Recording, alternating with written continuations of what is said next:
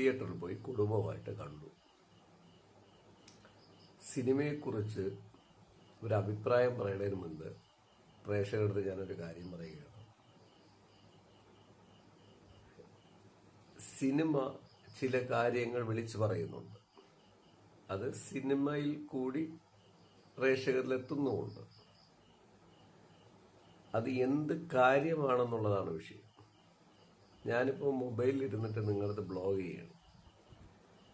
എൻ്റെ ബ്ലോഗ് മറ്റൊരാൾ കാണുന്നുണ്ടോ? മറ്റൊരാൾ ഞാൻ ബ്ലോഗ് ചെയ്യാതിരുന്നാലും എൻ്റെ മൊബൈലിലെ ക്യാമറ ഓൺ ചെയ്ത് നമ്മുടെ സീക്രട്ട് കാണുന്നുണ്ടോ? പിന്നെ മൊബൈലിലെ ലൊക്കേഷൻ, GPS, മറ്റു കാര്യങ്ങളുമായിട്ട് ബന്ധപ്പെട്ട് എന്നെ ട്രേസ് ചെയ്യുന്നുണ്ടോ? ഇങ്ങനെയുള്ള കാര്യങ്ങളുടെ ഒരു പുനർചിന്തനമാണ് സിനിമ. ഇതുപോലുള്ള ചിത്രങ്ങൾ പലത് വന്നു. പക്ഷെ പ്രശ്നം എന്തെന്ന് ചോദിച്ചു കഴിഞ്ഞാൽ, ഇത്തരം ചിത്രങ്ങൾ ഇന്ത്യയിൽ 140 കോടി ജനങ്ങളുള്ളപ്പോൾ കാണുന്നത് എത്ര? 1-1.5 കോടി ജനങ്ങളാണ്. 1-1.5 കോടി ജനങ്ങൾ അല്ലെങ്കിൽ 2 കോടി ജനം തന്നെ ഒരു സിനിമ കാണുമ്പോൾ തന്നെ അത് വലിയ കളക്ഷനാണ്. 2 കോടി ജനങ്ങൾ 150-170 രൂപ വെച്ചൊരു ടിക്കറ്റ്, അല്ലെങ്കിൽ ശരാശരി നമുക്കൊരു 100 രൂപ വെച്ച് കൂട്ടിയാൽ പോലും നിങ്ങൾ നോക്കൂ എവിടെ പോയി നിൽക്കുന്നു.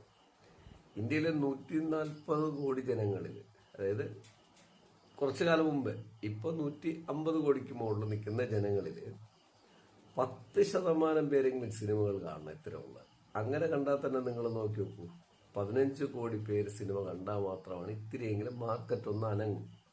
അതുകൊണ്ട് തന്നെ ഇത്തരം സിനിമകൾ എങ്ങനെ വന്നാലും കണ്ട പ്രേക്ഷകർ മുൻപെയാണ് വീണ്ടും വീണ്ടും എത്തുന്നത്. അതുകൊണ്ട് തന്നെ സാധാരണ ജനത്തിനൊന്നും ഇത് മനസ്സിലാവണമെന്നില്ല. അവർ ട്രാപ്പിടുവാണ്, അവർക്കത് അറിയേയില്ല. ഇനിയിപ്പോൾ നിങ്ങൾ യൂട്യൂബിലെ പോലെയുള്ള ചാനൽ വഴി എന്നെ പോലെയുള്ള ഒരു പല പ്രാവശ്യം പറഞ്ഞാലും അത് കേൾക്കാനൊന്നും അവർക്ക് താല്പര്യവും ഉണ്ടാവണമെന്നില്ല. കാരണം എങ്ങനെ ട്രാപ്പ് ചെയ്യപ്പെടുന്നു, ഞാനിവിടെ നിന്ന് ബ്ലോഗ് ചെയ്യുമ്പോൾ എന്നെ എങ്ങനെ ട്രാപ്പ് ചെയ്യപ്പെടുന്നു, ഞാൻ എൻ്റെ മൊബൈൽ കൊണ്ടു നടക്കുമ്പോൾ എങ്ങനെ ട്രാപ്പ് ചെയ്യുന്നു. കാരണം ഇതെല്ലാം തന്നെ ഒരു സിഗ്നൽ ഓറിയൻറ്റഡ് ആണ്.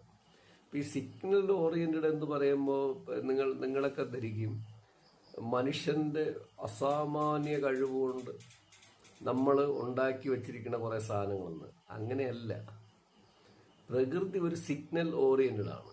പ്രകൃതി, ഭൂമിയല്ല, പ്രകൃതി. നിങ്ങൾ സയൻസ് നന്നായിട്ട് പഠിച്ചാൽ മനസ്സിലാവും. പ്രകൃതി എല്ലാം തന്നെ ഒന്നിൽ നിന്ന് ഒന്ന് ലിങ്ക് ചെയ്യപ്പെട്ടുകൊണ്ടിരിക്കുകയാണ്. എല്ലാത്തിനും അതിൻ്റെതായ സർക്കിളുണ്ട്. ആ സർക്കിളിൽ നിന്ന് ഭേദിച്ച് അടുത്തയിലോട്ട് പോകുമ്പോൾ പുതിയൊരു പദാർത്ഥം രൂപാന്തരപ്പെടും.